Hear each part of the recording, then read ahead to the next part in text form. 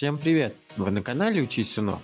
В этом видео буду выкладывать межкомнатные перегородки из газобетона. Но сначала рассмотрим основание, на котором будут возводиться эти перегородки. Чтобы было понятнее, покажу на примере 3D модели. На момент залития фундамента и черновой стяжки видео еще не снимал, но есть фотографии, по которым будет понятна общая концепция. Если кому-то будет интересно устройство моего фундамента, пишите в комментариях.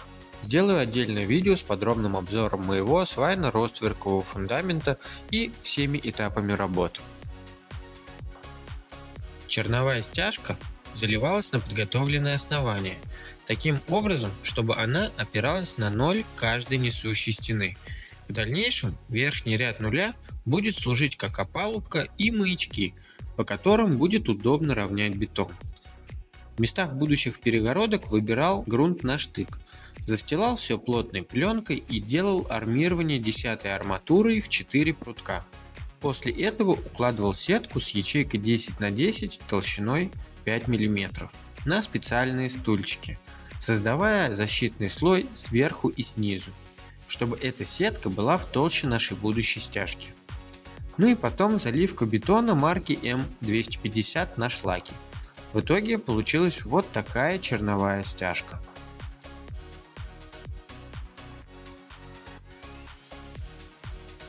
Дальше переходим непосредственно к перегородкам. Замеряю реальные размеры несущих стен и переношу все это в SketchUp. Здесь, в зависимости от комнаты, я выбрал разную толщину газоблока. Для маленького санузла, входного гардероба, будущей родительской комнаты и гардероба в ней толщина 100 мм. Для основного санузла 125 мм. Для гардеробов детских 100 мм. В котельной выбрал толщину 150 мм, так как в дальнейшем там может размещаться какое-то навесное оборудование. Дальше прорисовываем каждый ряд, учитывая перевязку и все половинки. В итоге получаем то количество кирпичей, которое нам необходимо. На основе всех расчетов заказал 2 поддона сотки, 3 поддона 125, 2 поддона 150 и для будущего забора 2 поддона 200.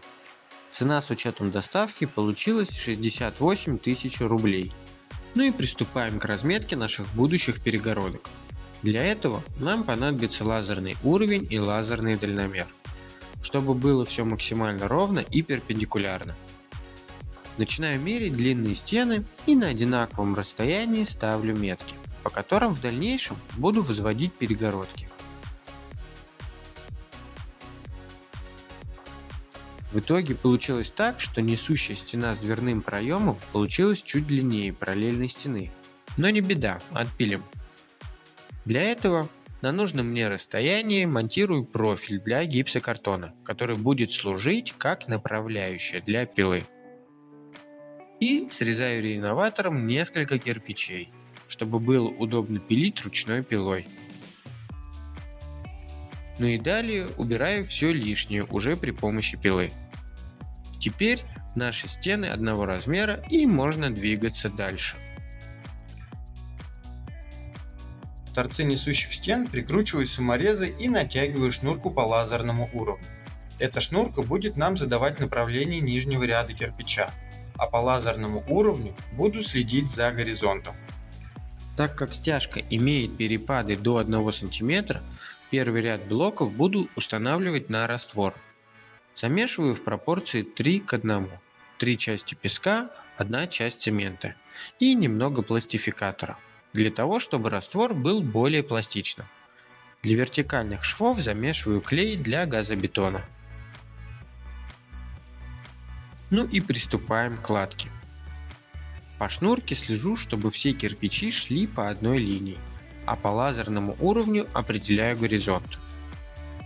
Проем с другой стороны нужно наоборот чуть уменьшить. Делаю это при помощи того же газосиликатного блока, но монтирую его уже вертикально, на клей для газобетона.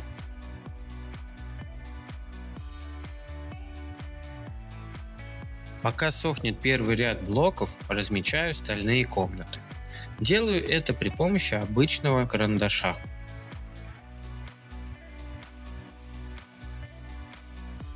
В итоге получается вот так.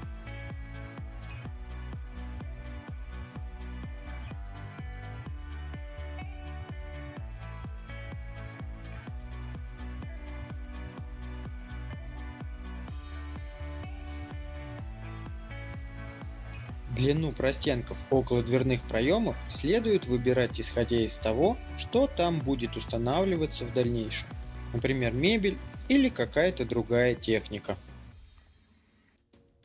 Ну и выкладываем первый ряд блоков на раствор во всех комнатах. Вертикальные швы заполняю клеем для газоблока.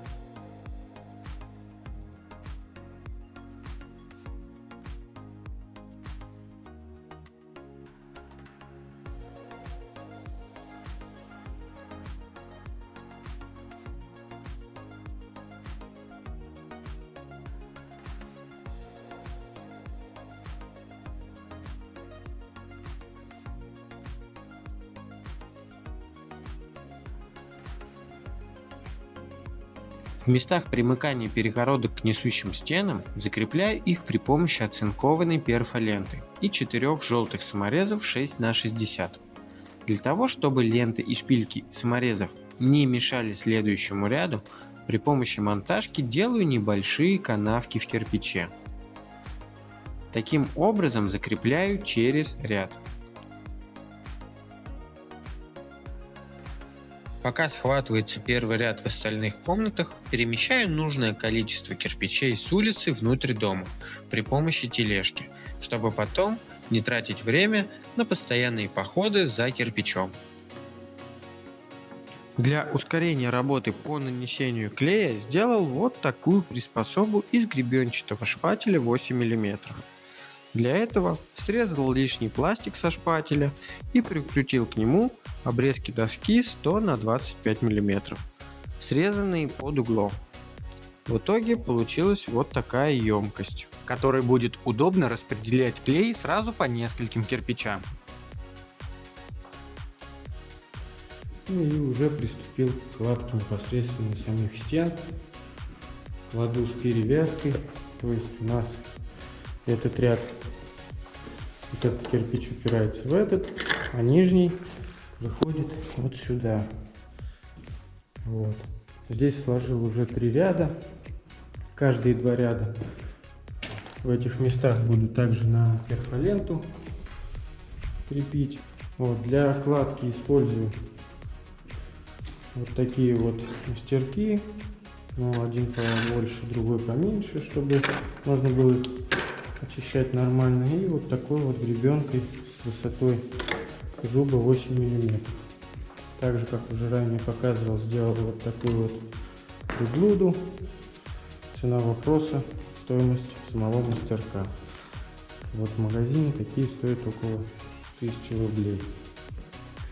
Ну и вот на таких маленьких простенках я наношу непосредственно сам клей с помощью шпателя, а на длинных уже накладываю вот сюда вот и протягиваю. С этой самоделкой работать не очень понравилось. Все-таки длина стен здесь не такая уж и большая. Дальше наносил клей более привычным образом, при помощи шпателей 200 и 80 мм.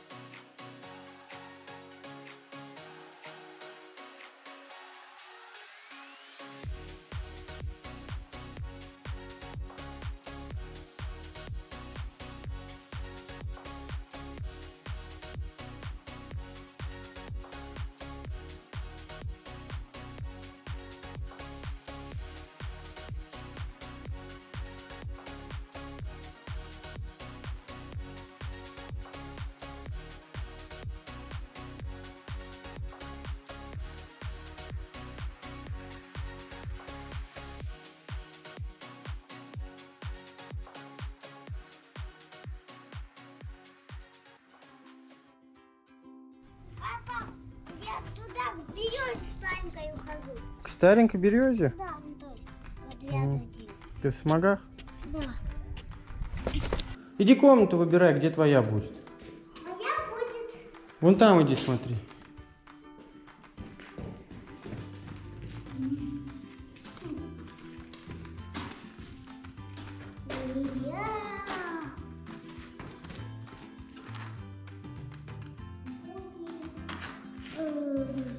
Вот. Вот тут. Долго ты выбираешь? Может, здесь Никин будет? Нет, я здесь хочу жить. Понятно. Ну, хорошо. Оп. Моя музыка классная. Разбомбил ее? Да. Где запчасти? Мы еще пока не нашли части. Почему решил делать из газобетона? Потому что с ним проще и быстрее работать. Нагрузка на черновую стяжку от него меньше. Ну и проще будет делать все остальные коммуникации, такие как электрика, водоснабжение и водоотведение в стенах. При возведении перегородок также стоит учитывать высоту дверного проема с учетом будущего пирога теплого пола. То есть заранее заложить размер чистовой полусухой стяжки, в толще которой пойдут трубы теплого пола, это около 7 см, чистовое покрытие около 2 см, толщину утеплителя 10 см. В итоге в моем случае получилось 20 см. Плюс высота самого дверного полотна, короба и так далее. В итоге дверной проем у меня получился высотой 2 метра 25 сантиметров. Как раз 9 рядов газоблока. Не раз встречалась такая ситуация, что люди при возведении перегородок об этом даже не думали. В итоге жертвовали либо толщиной утеплителя, либо толщиной стяжки, либо потом им приходилось что-то мудрить с дверным проемом. Чтобы этот ролик сильно не затягивать, процесс изготовления перемычек над дверными проемами покажу в следующем видео, так что подписывайтесь на канал, чтобы не пропустить. Ну а пока монтирую перемычки таким образом, чтобы длина площадки для ее опирания на стены была примерно от 10 до 30 см. Не стоит бояться, что такая перемычка может сложиться. Выше она перевяжется следующими рядами, это во-первых. А во-вторых, внутри перемычки я вклеил арматуру. А как я это делал, смотрите в следующих видео. Доложил перегородки в доме. Здесь будет маленький санузел. Здесь будет большая комната. Ну, точнее, как родительская комната. Вот. Здесь супруга желала, чтобы у нее был гардероб. Вот. Ну и здесь будет уже большой санузел. И детские комнаты. Вот она, одна из нее уже сделали игровую. Также временно проложил электропроводку для того, чтобы было освещение. И здесь вторая детская. Перегородки. То есть от верхнего, самого верхнего цельного ряда до потолка у меня оставалось где-то 17 сантиметров. Вот. И верхний ряд я не докладывал до потолка где-то 2-3 сантиметра. То есть вот эти вот маленькие кирпичи, это как раз получалось один кирпич вдоль пополам пилился. То есть в принципе все без остатков. Вот этот зазор должен быть обязательным для того, чтобы нагрузка от перекрытия не переходила на стены перегородок. Вот. И он будет со временем потом, после того как сделается вся электропроводка, будет все запениваться. Ну и в принципе перегородки в доме завершены. Теперь буду переходить на перегородки котельной, которая у меня будет непосредственно находиться в гараже. Но там уже снимать не буду. Вот, покажу потом, что из этого получилось. Вот, в большой комнате кухни-гостиной здесь перегородок никаких не будет. Пока здесь вот такой вот срач, бедлам. Ну, будем сейчас со временем все убирать, приспосабливать к временной летней жизни и переезду. Ну а в следующих видео, как я и говорил, покажу, каким образом склеивал перемычки над дверными проемами и почему решил делать шкафы в детских комнатах из газобетона. Спасибо за просмотр данного видео. Напишите в комментариях про ваш опыт возведения перегородок. Ну а у меня на этом все. Всем пока и не забудьте подписаться на канал. Впереди еще много интересного.